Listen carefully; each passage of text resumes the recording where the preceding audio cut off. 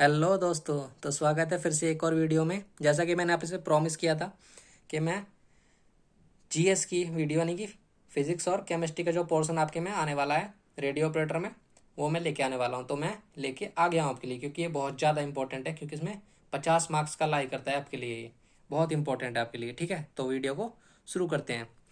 तो पहला मैंने आपके लिए बनाया है हेड ऑपरेटर के लिए। ठीक है, तो इसमें साइंस आने वाली है जो, और इसमें जो यहाँ पे देखिए मैंने कैसे इसको अरेंज किया है। यहाँ पे फिजिक्स का सिलेबस मैंने लिखा हुआ है।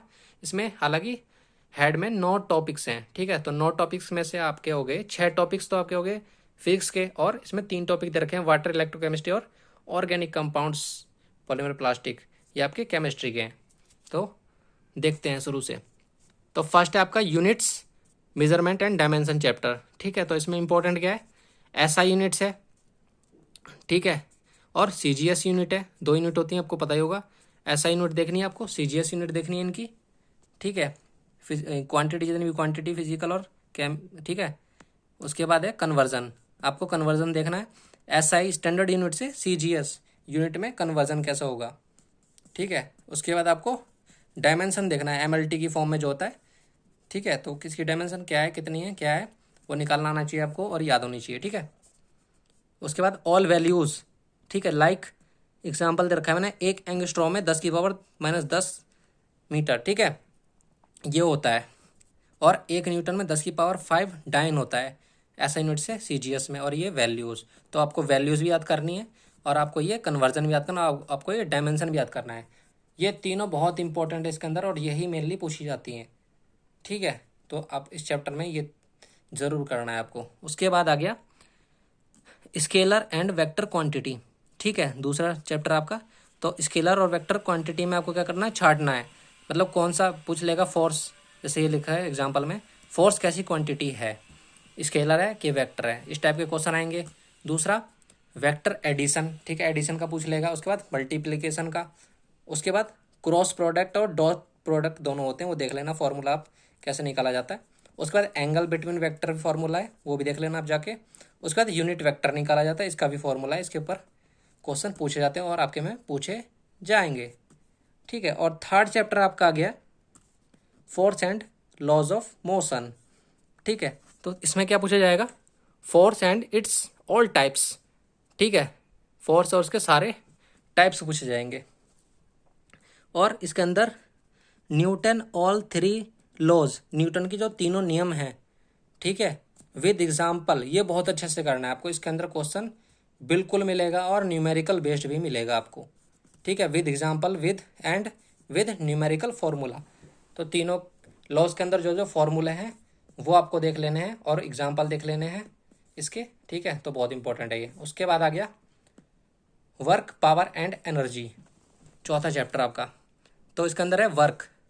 ठीक है, वर्क के अंदर आपको फॉर्मूला देख लेना है, ऑल वर्क कैलकुलेशन देख लेना है। ठीक है, जैसे कि पॉजिटिव वर्क कौन सा होता है, निगेटिव क्या होता है, जीरो वर्क क्या होता है, इस टाइप के। उसके बाद पावर देख लेना है आपको, पावर में डेफिनेशन देख लेना है, यूनिट्स देख लेना है, उसका कन्वर्जन देख लेना है, ऐसा यूनिट्स इंटू सीजीएस, ऐसे ऐसे सीजीएस में जो कन्वर्जन होता है। उसके बाद फॉर्मूला। ठीक है, उसके बाद आ गया आपका एनर्जी।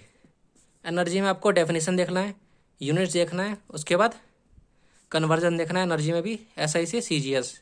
ठीक है, बहुत इंपॉर्टेंट है। उसके बाद ऑल टाइप्स ऑफ एनर्जी देखना है। ठीक है, जितने भी तरह के एनर्जी है, काइनेटिक, पोटेंशियल, उनके फॉर्मूलाज न्यूमेरिकल इस पे लगाने हैं, 100% आएंगे न्यूमेरिकल।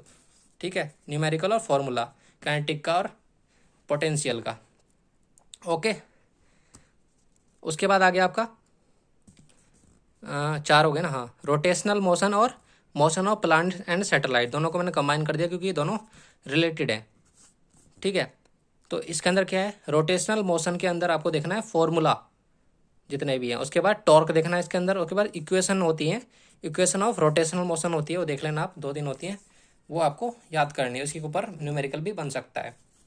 ठीक है, और इसके बाद है motion of planets and satellite के अंदर, इसके अंदर आपको ऑल प्लैनेट्स, सारे प्लैनेट्स के बारे में पता होना चाहिए जितने भी हैं। ठीक है, और इट्स सैटेलाइट के बारे में पता होना चाहिए। ठीक है, बेसिक नॉलेज होना चाहिए हर प्लैनेट का और सैटेलाइट के बारे में। और इसके अंदर आपका मेन इंपॉर्टेंट है कीपलर्स लॉ। कीपलर्स के 3 नियम होते हैं, आपको तीनों नियम देखने हैं, ठीक है, डिटेल में। उसके बाद सैटेलाइट देखना है और सैटेलाइट के भी टाइप्स होते हैं, तो वो भी देखना है, ठीक है, विद एग्जाम्पल। तो ये था आपका रोटेशनल मोशन और motion of planets and satellite. बहुत ज़्यादा इंपॉर्टेंट है ये रेडियो ऑपरेटर वाले बच्चों के लिए, बहुत ज़्यादा इंपॉर्टेंट है ये, सबसे इंपॉर्टेंट पार्ट यही है आपका, और इसी में सबसे ज़्यादा क्वेश्चन देखने को मिलेंगे, देख लेना आप, ठीक है। तो इसमें न्यूमेरिकल वगैरह अच्छे से करना इसमें। उसके बाद आ गया वाटर चैप्टर आपका, ठीक है। तो ये आपका फिजिक्स का सिलेबस ख़त्म हो चुका है, ठीक है, 1 से लेकर 6 तक फिजिक्स का ख़त्म हो चुका है।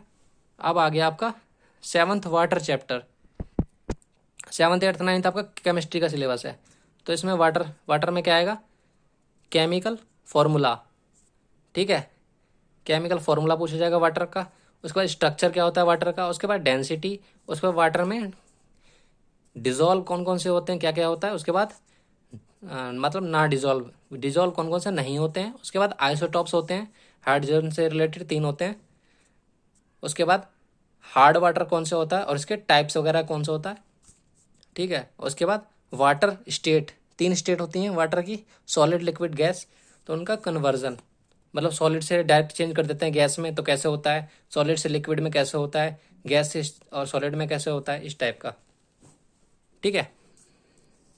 उसके बाद आ गया आपका 8वां इलेक्ट्रोकेमिस्ट्री, ठीक है। तो इलेक्ट्रोकेमिस्ट्री में क्या है, इसमें आ गया बहुत इंपॉर्टेंट है सेल, ठीक है, सेल डिस्कवरी, सेल के टाइप्स जो हैं इलेक्ट्रोकेमिकल और इलेक्ट्रोलाइटिक सेल, और रिडॉक्स रिएक्शन बहुत इंपॉर्टेंट है, इसके ऊपर आएगा, पूछेगा आपसे कि किस में ऑक्सीडेशन हो रहा है, किस में रिडक्शन हो रहा है, ठीक है।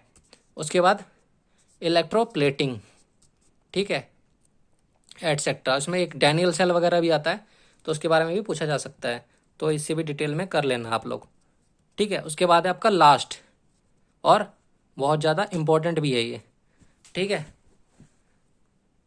ये है आपका ऑर्गेनिक कंपाउंड्स, ठीक है। ऑर्गेनिक कंपाउंड के अंदर क्या क्या आएगा आपका, carbon and hydrogen forms organic compound, यानी कि कार्बन और हाइड्रोजन से जो बन के निकलते हैं, ठीक है। ऑल बॉन्ड्स, जैसे कि सिंगल बॉन्ड, सैचुरेटेड हाइड्रोकार्बन हो गया, अनसैचुरेटेड हाइड्रोकार्बन हो गया, ये सब आएगा इसके अंदर। ऑल बॉन्ड आए, 3 तरह के बॉन्ड होते हैं, सिंगल बॉन्ड, डबल बॉन्ड और ट्रिपल बॉन्ड, उन तीनों का देख लेना आप डिटेल में।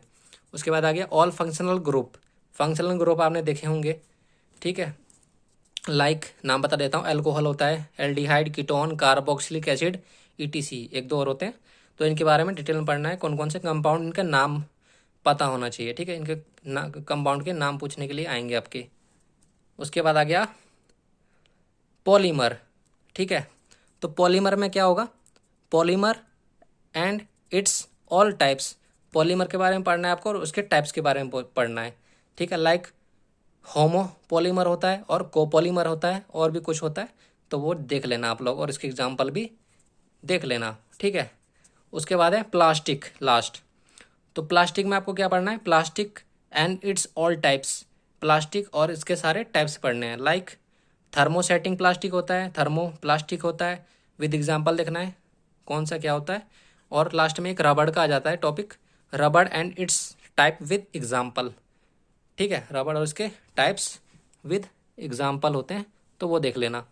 तो मैंने आपको एकदम अच्छे तरह से बता दिया कि इसके अंदर क्या इम्पोर्टेंट है और अलग अलग करके दिखा दिया, फिजिक्स का सिलेबस अलग, केमिस्ट्री का अलग, और ऐसे डिटेल में आपको आज तक किसी ने नहीं बताया होगा, इसकी गारंटी मैं दे रहा हूँ आपको, और आप लोगों को भी पता होगा, ठीक है। तो ये आपका था 50 नंबर का, 50 का आपका जीके आने वाला और 50 का आपका साइंस आने वाला है। तो साइंस का रोल बहुत ज़्यादा इंपॉर्टेंट हो जाता है इसके अंदर, क्योंकि जीके में आपको पता ही है कितना भी पढ़ लें, कितना भी कुछ कर लें, हम उसमें फुल मार्क्स कभी नहीं ला सकते, ठीक है, जीके में कम ही नंबर आते हैं, इसलिए आपको साइंस को बहुत अच्छे तरह से कर लेना है, ठीक है, होता है ना घोल के पी जाना है। तो ये देखिए, ये आपके ज़्यादा चैप्टर्स नहीं हैं, 9 चैप्टर्स हैं सिर्फ हेड ऑपरेटर में, तो इनको घोल के पी जाओ, ठीक है। 1 2 बुक्स ले लो साइंस की और इनको अच्छे तरह से कर लो, हो सके तो 11 12 की बुक हो आपके पास, उनसे पढ़ो डिटेल में, कोई रिफ्रेशर हो तो उससे न्यूमेरिकल वगैरह उससे लगाओ, ठीक है। बाकी बेसिक अपना तैयार रखो, ठीक है। जो जो मैंने यहाँ पे टॉपिक लिखा है, एक एक लाइन बहुत ज़्यादा इंपॉर्टेंट है यहाँ पे, एक एक लाइन आपके पेपर में छपने वाली है, ये समझ लो आप। एक एक लाइन से क्वेश्चन बनने वाला है, ठीक है ना। तो अगर 50 क्वेश्चन आए तो आपके 25 क्वेश्चन इसके साइंस के देखने को मिलेंगे इसमें आराम से, ठीक है। तो यही थी आज की वीडियो। सोचा बहुत दिन से लोग वो कर रहे थे, कमेंट कर रहे थे कि भैया इसके ऊपर क्वेश्चन लेके आइए, वीडियो लेके आइए। तैयार नहीं हो रही है, हमारे मार्क्स नहीं बढ़ रहे हैं, 50% क्वालिफाई नहीं हो रहा है, कैसे होगा, एग्ज़ाम आने वाला है। तो मैंने सोचा मैं एक वीडियो इनके ऊपर डिटेल बना ही देता हूँ, ठीक है। तो ये एकदम रियल वीडियो है और आपके पॉइंट टू पॉइंट सिलेबस से रिलेटेड है। ऐसा कंटेंट आपको किसी ने नहीं दिया होगा, ऐसी डिटेल में आपको नहीं बताया होगा, ठीक है। और यही आपके पेपर में छपने वाला है, तो इसको एक एक लाइन को नोट करके तैयारी शुरू कर दीजिए अपनी, क्योंकि आपका पेपर बहुत जल्द होने वाला है, ठीक है दोस्तों। तो यही थी आपके लिए। आई होप आपको पसंद आया होगा, और आपको पसंद आया है तो आप लोग सब्सक्राइब तो कर ही देंगे, मुझे पता है, और सब्सक्राइब करवाएंगे भी अपने फ्रेंड्स से, ठीक है। और अच्छा लगे तो लाइक भी कर दीजिएगा। अगर फिर भी कोई डाउट रह जाए तो आपका कमेंट ज़रूर करें, मैं रिप्लाई ज़रूर करूँगा, ठीक है। और आपको नेक्स्ट वीडियो किस टॉपिक पे चाहिए वो मुझे बता दें, वरना मैं तो लेके आता ही रहता हूँ। ओके दोस्तों, तो फिर मिलते हैं ऐसे ही एक और वीडियो के साथ। तब तक के लिए अपना ख्याल रखें, स्वस्थ रहें। जय हिंद, जय भारत।